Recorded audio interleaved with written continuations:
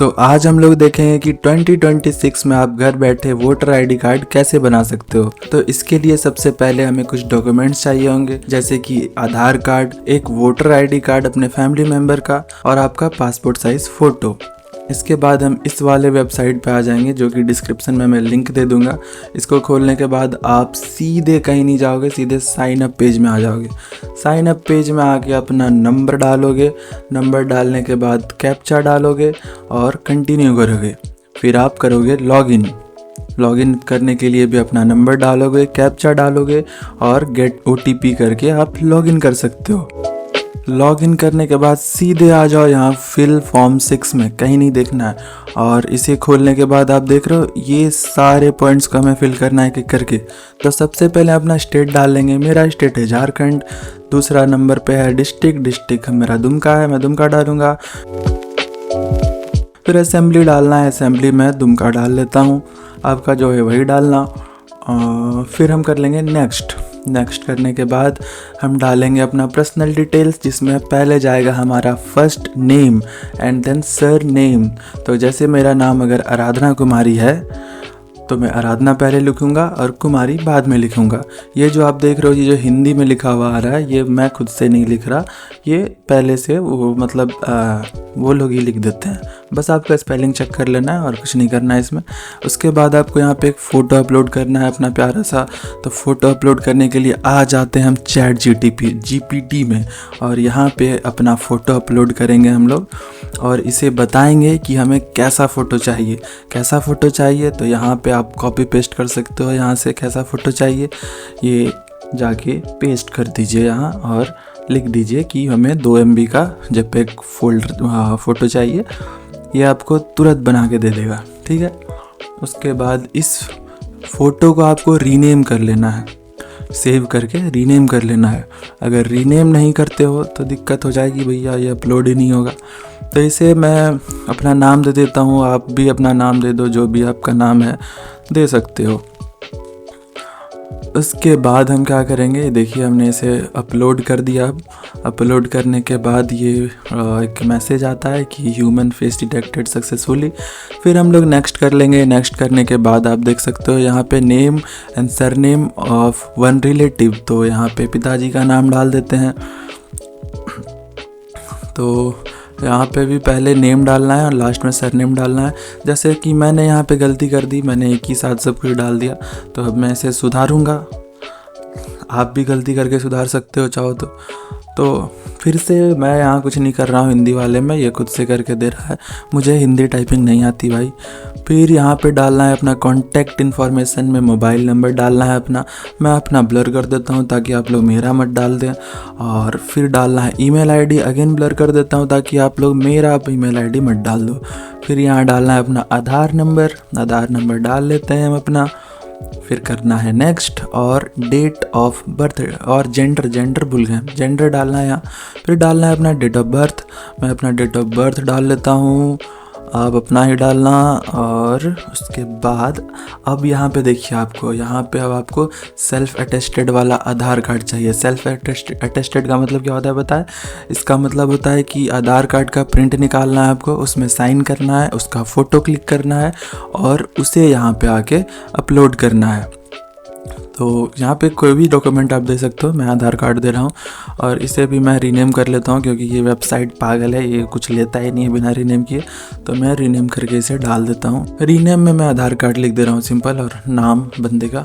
फिर यहाँ पे डालना है प्रेजेंट एड्रेस डिटेल, जहाँ भी आप रहते हो वो एड्रेस डाल दो अच्छी तरीके से। मैं रहता हूँ भाई झारखंड में, तो मैं झारखंड का डिटेल डाल रहा हूँ। विलेज टाउन मेरा दुमका है और पोस्ट ऑफिस भी दुमका है। पिन कोड 814101 और डिस्ट्रिक्ट भी दुमका। फिर यहाँ पे भी आपको वही वाला आधार कार्ड आप यहाँ भी डाल सकते हो। यहाँ बेसिकली हमें एड्रेस प्रूफ मांगा जा रहा है कि एड्रेस प्रूफ में ये सारे डॉक्यूमेंट्स में से आप कुछ डालो, लेकिन वो सेल्फ अटेस्टेड होना चाहिए, यानी कि उसमें साइन होना चाहिए। तो हम वही वाला आधार कार्ड डाल देंगे और आगे बढ़ेंगे। फिर यहाँ पे पूछा जा रहा है कि क्या आप दिव्यांग हो, डिसेबल हो, तो मैं तो नहीं हूँ तो मैं नहीं करूँगा, आप हो तो आप कर सकते हो।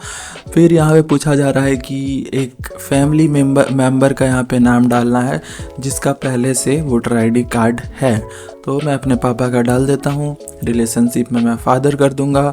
और ये जो है ना इपिक नंबर, ये आपको मिल जाएगा आपके वोटर आईडी कार्ड के ऊपर, मतलब आपके नहीं, आपके पापा के वोटर आईडी कार्ड के ऊपर। अब इसे नेक्स्ट करते हैं और आते हैं यहाँ पे आपको देखिए, यहाँ पे आपको बेसिकली पूछा गया है कि आपका पिछले SIR में नाम था, तो पहली बार आपका वोटर आईडी बन रहा है तो नहीं होगा।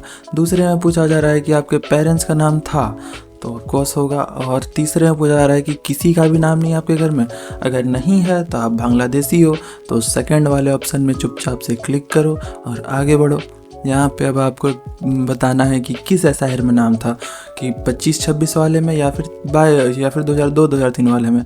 25-26 वाले में ये कुछ स्टेट्स हैं जैसे बिहार, छत्तीसगढ़, गोवा, गुजरात, ये सब में अगर आप रहते हो तो बहुत ही बढ़िया जी, आप ये चूज़ कर सकते हो।